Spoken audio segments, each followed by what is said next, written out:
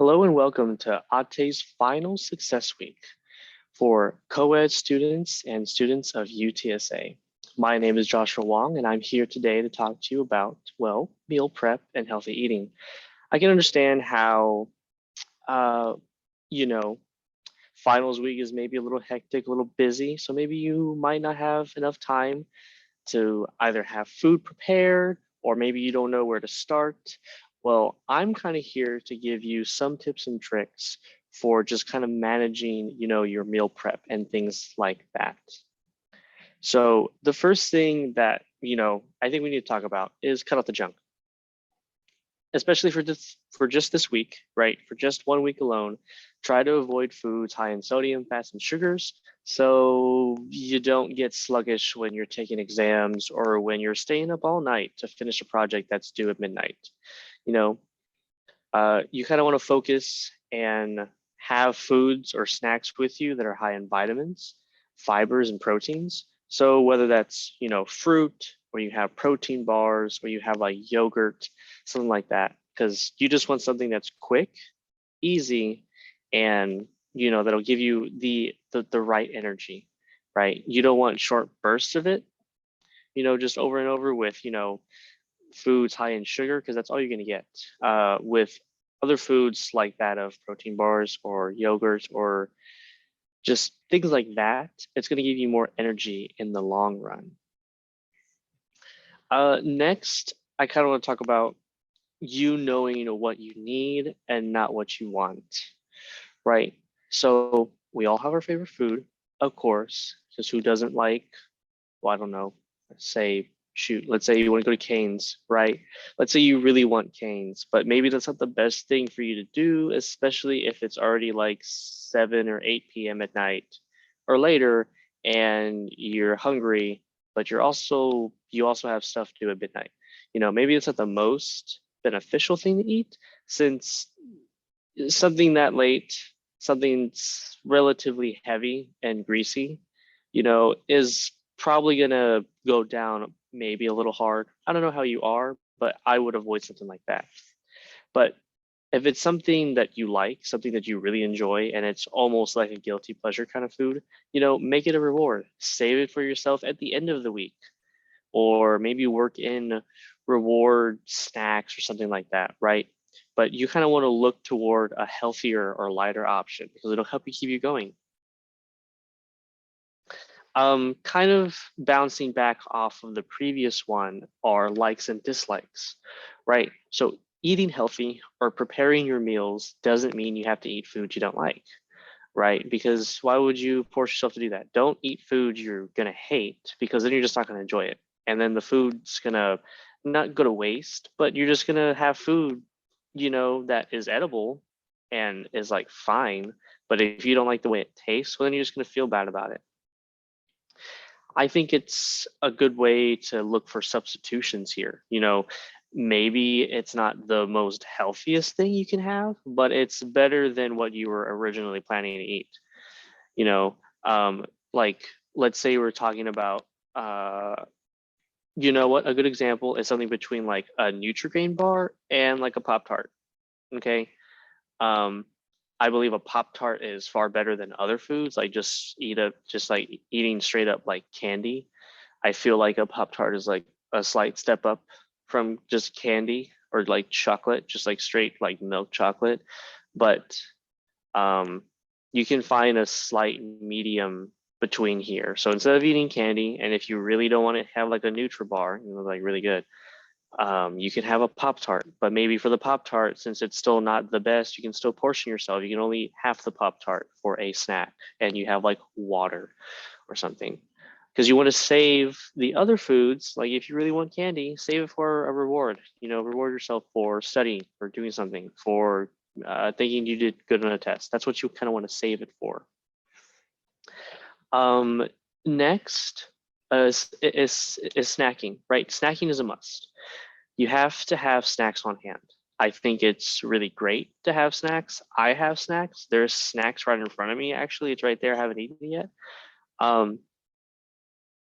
But snacks are very important because not that you have to constantly eat, But sometimes a meal, at a point of the day, so like let's say you have breakfast, right?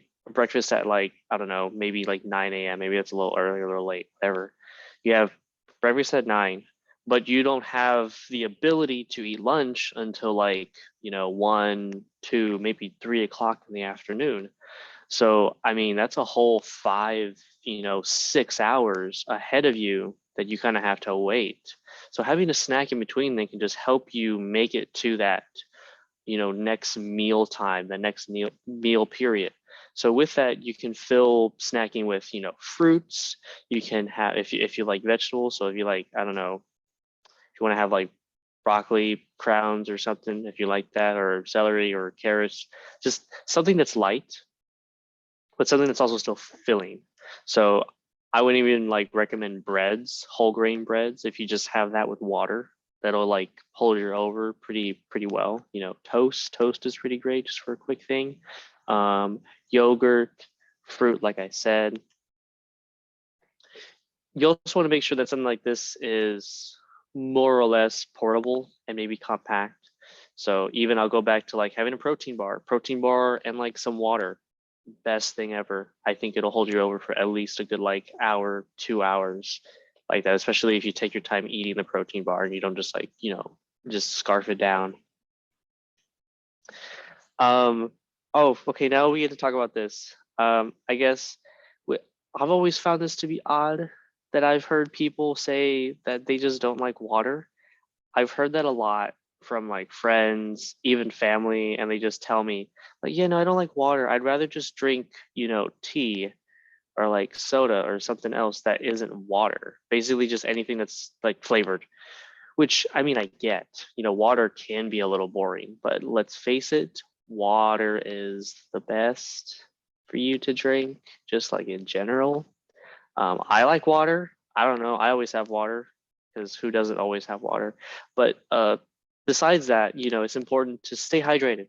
Okay, water is best for this. Maybe you can kind of cheat and have tea, but tea also isn't the best because I doubt you drink, um, black unsweetened tea because, well, why? First of all. Um, So maybe that's not the best. And soda definitely isn't that great. Like, yes, I understand you can still drink any of these items, any of these beverages, and still get, hydration from it, but you should drink water.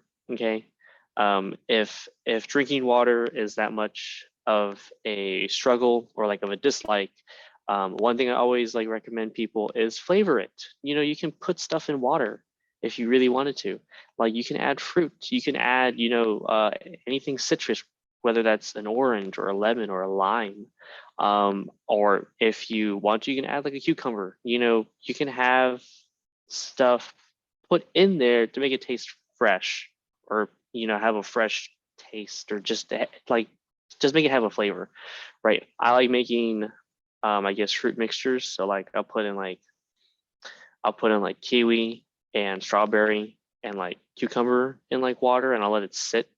I mean, I wouldn't let it sit like overnight, but let's say if I want it for like lunch or something, I'd probably put it in my beverage container and I'd probably like crush them up a little bit on the bottom and then just top it off with water.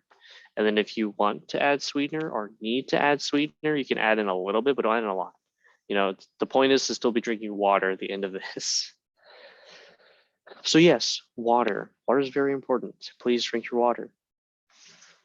Next, so now I kind of want to talk about planning your meals and scheduling your meals. Maybe you've done this, maybe you haven't, but maybe it might be a good thing for you to start doing this. I mean, especially if you're having like a really busy week, if you have back-to-back exams, if you do, I'm sorry, good luck. But or if you have back-to-back projects, again, good luck. Things like that where it's just hectic. Like let's say you have an exam and then work, and then you have other stuff after work. You know, you want to make sure you plan in your meals so that you eat. I'll be honest, I need to do this because I just forget to eat sometimes. I know some of you forget to eat sometimes because I think we do it. I think a lot of college kids forget to eat. And I think it's more because of like not because we want to, but just because we genuinely forget.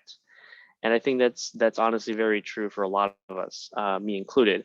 I genuinely forget to eat, and then I just never eat.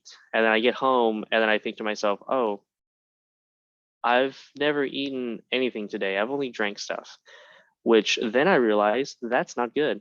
Anyway, right? Work in your meal times. Plan your breakfast or your brunch.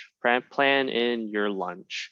Plan in your dinner. You know your day. Know when you're going to go in, when you're going to come out. So that way, you know if you want to have something ready before you go, or you want to have something ready when you get back. Of course, take a lunch. I recommend taking a lunch. It can get really expensive buying food here every day that you're here. I think it's a little expensive, especially if it's like, constant and if you're having like multiple meals a day here. Yeah, I I truly recommend, if you have to eat here on campus, uh, do so if you have to, especially if you like forgot your lunch, if you don't have anything, or if you're just like really hungry. By all means, do go to the JPL. Well, I guess go to the JPL and get something there. That's okay if you can.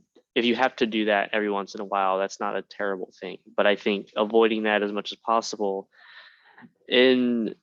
especially for the saving of money and also maybe for healthier options that you yourself can make, and that'll just be easier.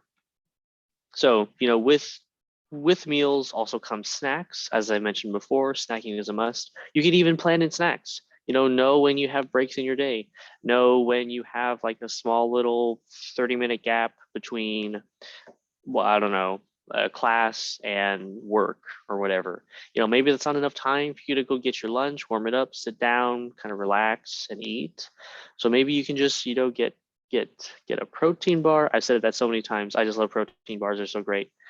Get something like that, have some water, sit down real quick, take a nice little 15-minute break, eat that, take your time, and then you go off to go do your other thing. You know, you just want to make sure that you're working all of this stuff in with your daily routine. You don't have to go crazy and like micromanage every single little time you have to eat something, but make general, plans on when you should eat or when you want to eat, knowing yourself and knowing your daily routine. Next, so with with meal planning and such, I'll go into more about meal planning itself specifically, but let's start here with portions. Um, I've meal planned before, or I guess I currently am. Yet I say that and I didn't bring lunch with me today. What I mean to say is, portions are key here. Okay, you want to make sure that you're giving yourself enough, but not too much, and you're not giving yourself a little skimpy amount that you're going to eat and then feel hungry afterwards, even if you eat it slowly. Right? You want to give yourself enough to feel full and kind of enough to essentially last you until your next maybe scheduled meal time. But in addition to that, portions here, you can also use this to your advantage. So like, let's say you're actually like going full meal prep here, and you're like planning out meals for like an entire week. Knowing your portion size is like amazing, because that way you know exactly how much to cook, you know how much to kind of divide everything in, and then you just separate it and put it in containers, and then you're done. And then after that, everything goes in the fridge, and you're able to just take one every single day or however many, whatever it is, right? You just take it out, take it with you, go use it, eat it, duh, right? So knowing your portion size will help you in the long run, both in full on preparation and also just being able to survive long gaps in like food breaks and whatnot. Okay, so now let's actually get into, I guess, the ideas of, meal planning. I think this is probably one of the best things to focus on, right? Know what foods store best in the fridge.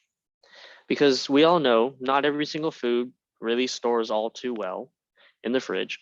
Also, not every single food warms or tends to warm up too nicely in a microwave, especially the ones here. So With that being said, you have to kind of learn how to build your meals in the sense of knowing what's going to last in the fridge and knowing what's not going to turn into like mush or weird lukewarm stuff in the microwave.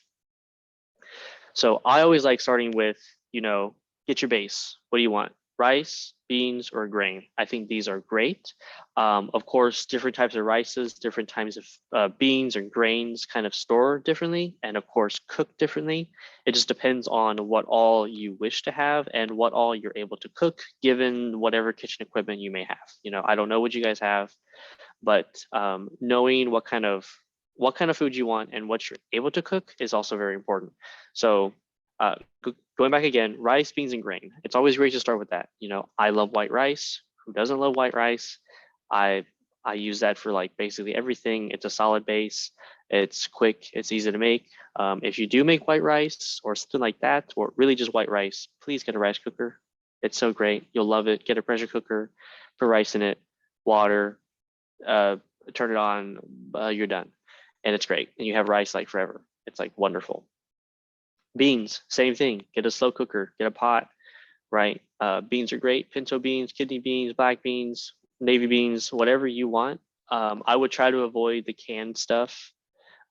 It'll work in a pinch, especially if you just want beans. You don't want to spend the time cooking them because they're not labor intensive, but they're time intensive. They take a little while to cook. So canned beans are fine. I would avoid them if at all possible. If not, you could always get like the low sodium versions. I think those are great. They won't last as long, but those still work for what you would need them to work for. And then grains. So we have breads. I mean, well, yeah, we just really have breads, or let's say we're talking about like quinoa, something like that. Something that's a grain that is either going to be cooked or just kind of stored, in a temperate location, whether that is in the fridge or just room temperature, it doesn't matter. I think grains, any kind of grains, bread specifically, if you want to get fancy and you want to get like different kinds of breads, whether that's, you want to actually have sourdough with you, you want to have rye, you want to have just like straight up whole wheat, or you want to have white bread. I'd recommend not having white bread. But something like that is always fine. You can always have toast on hand. Toast is great. I think toast can be done way ahead of time, unless you like it warm, which is understandable. It's toast. But I think even if you want to, right, you can just like toast up slices of bread, put it in a little baggie, and when you're wanting to eat them, you have something else with them. Whether you have a little bit of butter with them, if you have like if you brought butter with you, if you did that, I do that sometimes. I'm weird. Or if you brought like little fruit preserves, I do that. I'm weird. Something like that. If you want to put it on there, just so you're not just eating toast. I can understand how maybe that's not the most applicable thing, but I think just having bread on hand with you is kind of nice. It's always a good filler, and it kind of just helps you chug along. It'll definitely replace a snack if need be. For grains, this also goes for like crackers. I think crackers are great. Whether you like saltines, I'm okay with saltines. If you love Ritz, I love Ritz. Or if you like Triscuits, I like Triscuits. It just depends on what you want. But make sure you have a base whenever you're making something. Make sure you have some sort of grain on the bottom, or rice, or whatever, because you want to have, that's like the main part of your meal, right? You want to have one of these bases. The next thing, right? So if we're talking about proteins, right? So make sure it's a light protein. Okay, so chicken, pork, and fish. I'd say avoiding beef for storage wise is great, unless you have access to like a stove or something to cook it again. So the only reason I say that is because let's say you cooked a steak and you wanted to take that again for like lunch. You warming that up in a microwave is kind of sad, so don't do that. And it's just not going to come out too well. It's going to be very tough, very rubbery. Something like chicken or pork, it'll still come out that way. But if you kind of pack your meals right, if you like put the rice or the beans like over it and you kind of like have it like that, it'll stay a little bit more tender, maybe a little more moist. It just depends. And this also goes to how you've cooked the chicken prior, how you cook the pork. It it really just depends on how it was prepared. But I think these three are especially like very good for like reheating. So I guess for fish, you also kind of want you want to like a very hefty fish, so something like salmon or something um, like orange ruffing, something that's kind of dense and not like a super light flaky fish like catfish. You wouldn't want to have catfish warm it up again. It's not the greatest. Usually gets kind of slimy in my opinion, and also it just won't hold together that well. Out of everything, I think salmon is probably like the best. It's probably the most expensive, I know. But having salmon kind of reheated, especially over like, I don't know, a rice, whether that's like lime cilantro rice or like just white rice, or if you have like maybe kind of like rice pilaf or something, right? That'll always be kind of great to have. But that's what you want to stick to for proteins, just for ease of cooking, ease of storage, and ease of reheating. Now on to veggies. For vegetables, you kind of want to have something that's very hearty, something that's very high in both fiber and even cellulose. And I only say this because once you cook it once, you're already breaking down some of the cellular structures of, the vegetables. And so because they're wilting, right? So already you've already cooked it. You've already done damage, I guess, to the vegetable. So now they're slightly wilted, which is fine. That's good. They're cooked. But let's say you're talking about something like spinach. If it's like a leafy green here, once you've cooked spinach, it's great in that moment. But then I don't find it too pleasant when you have to reheat it again and then it just turns into mush or something of the like. And it's just not the most pleasant mouthfeel when you're eating soggy, mushy spinach, right? So you kind of want to focus towards things like asparagus or things like broccoli, something that's kind of dense in nature, but not so dense that you can't really chew it. So maybe you don't want to go for like celery. Celery is okay, but it's still going to have that like rigidity when you cook, when you reheat it.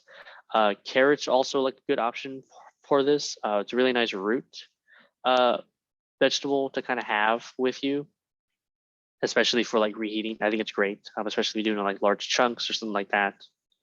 And even if you don't cook it, you can have it for a snack. Just things that are a bit heavier in nature for vegetables are always best for either reheating or just having just in general. Because that way, when they're traveling with you, whether you have it in your lunchbox or wherever, they won't get damaged too much. They won't get broken or bent or whatever, and they won't turn to mush as soon as you like take them out, right? So I think that'll be best. And then I guess the last thing, a really good thing to have, because let's say, if like all of this staying relatively bland and maybe there's not like enough moisture in all the food, the greatest thing to add here is a sauce, whether it's a pan sauce or like a gravy, it's phenomenal. So let's actually go back to talking about salmon over rice, and maybe you have like a lemon butter sauce that you can pour over it. If that doesn't sound good to you, then I don't know, man, just I don't know, get something else. But having something like that will allow you to keep moisture in the food, so that'll keep the fish nice and moist and tender. That'll keep the rice nice and fluffy, especially when you reheat it. It's great. So having like a pan sauce over the food, whether that is a lemon butter sauce over salmon, or let's say you have like, I don't know, maybe you have like a chicken reduction kind of gravy uh, with like other spices that you may like. Maybe you have something like a nice hearty gravy for your chicken or your pork, or maybe you have a curry if you have something like that, or if you have having a sauce on your meal prep food is great because it kind of cuts um, well, it kind of cuts the dryness in your food. It will allow your food to stay nice for you once you warm it up and once you eat it again, so that it can be very pleasant and very full of nice when you eat it again. I think that's a really key thing to all of this meal prep stuff, is that you want to make sure it's both efficient and effective, but you also want to make sure it tastes good. You know, don't have meal prep food that kind of tastes bad, because then you're not going to want to do it anymore. So with that, another key thing, containers, right, are your best friend. Make sure these are reusable containers. Make sure they're microwave friendly, dishwasher safe. If you want to go that route, I think they're great too. I have a few. I usually just use like microwave friendly stuff, and I just hand wash it. That's just me. You, of course, you could do whatever you like. If you like portioned containers, that's always nice. I love portion containers. I have those too. Those are great, especially for like if you're actually like doing the meal planning and you want to make sure you have like portions of whatever in a certain way, and that way you can just have it all ready to go, grab it and go. I think another key thing with containers though is that make sure they're durable. You know, I'm a little cheap, and let's say I've like had like, I don't know, takeout from somewhere, and they give you like those plastic black containers, the ones that are like microwavable and like reusable. Honestly, straight up, just wash them and reuse them. And then if they ever crack or if they ever get too ugly, literally just recycle them. They're fine. That's what I like doing. I've collected a whole bunch of those, and some of them can be portioned, so I've gotten those too. It just depends on what you want. Not saying that, you know, you can't go out and buy a specific brand or like a specific style. You know, if you need something like that, that's fine. But just make sure like you're buying, you know, a good quality, either plastic. Well, yeah, I'm gonna say plastic. You're buying a good quality hard plastic container that's going to be durable, that's going to last you, that is definitely reusable, and that is definitely microwave friendly. You know, it just depends. I think plastic is probably one of the better ways to go. If you want like a nicer experience for reheating and for storing, you can go with like glass containers. If you want to, it's just entirely up to you. I usually avoid glass only because of the fact that like, well, if you drop it, you could just smash everything. I'm not saying that won't happen with plastic, but you know, you'd still have to clean up a lot more, I think, if you broke a glass dish than if you broke a plastic dish. But I think these are really key things for you to kind of have with you, especially in your, I guess, meal prep arsenal, is containers, nice containers that you can have. Oh, another thing with containers, make sure they fit in your lunchbox. This is another big thing. I feel like I always forget this. Make sure the container will fit in your stinking lunchbox, because if not, well, I don't know how you're gonna carry it, especially if like the lid isn't too great, or if it's just like really bulky, right? Make sure it fits in your lunchbox. Make sure your lunchbox can then fit in the fridge in which you might put it, if you have a fridge to put it in, or if you have whatever. Make sure it's something convenient for you. So, okay, again, reusable, microwave friendly, durable, fits in your lunchbox. Those are like the key things. Those are the best things to have in any container. And as we're getting to the tail end of our, you know, little spiel here, I kind of want to leave you a few helpful resources that I love. Some of you may know these people. So sorry, to kind of backtrack. These here are YouTubers that I like to watch. Sorry, I'm like plugging all of them. Oops. Anyway, each of these YouTubers that I like kind of enjoy watching, they're all food YouTubers, and they don't specifically do meal prep, but I think a lot of the videos on any of these creators are very helpful. I think some of them do actually have like meal prep, like specific videos, like they're actually titled that. And I know for a fact, like for the Babish Culinary Universe, he has a rolling series called Basics with Babish, which kind of actually goes over like basic like food dishes that everyone should generally know how to make. And so that's a really great series to watch, especially if he has a food on there that you've been wanting to learn how to make and you want something, you want a simple kind of like tutorial on how to make it. Next, we have Joshua Weissman. I think he's just cool. He's a cool guy. He's also done meal prep videos. He's done a few of them. He also has like a series that is probably beneficial. Oh, he has a series called But Cheaper, which is amazing for college students, because basically what he does is he'll take either fast food or like really expensive like culinary masterpieces and say like you can just make the same exact thing at home that's far easier to make and it's much cheaper. So he has a whole bunch of those videos. I love them. It's great. You know, I think just like recently or a while ago, he did a ramen but cheaper video. And yes, it's great. Ramen's so easy to make at home. So having something like that, you know, is great. I think uh, both of them are great. Oh, and then we have Ethan Klabowski. Ethan Klabowski is a little bit more nuanced in the sense of he focuses on the best way to explain it is that so he is more health oriented in the sense of like so his videos are very thorough. I love them for that because he will give you like caloric breakdowns, and he even does like food experiments in the sense of like recently he did a which pizza dough is best for a pizza. And basically what he was going for is he was trying sorry he was trying to get a pizza dough perfect for a like healthy pizza.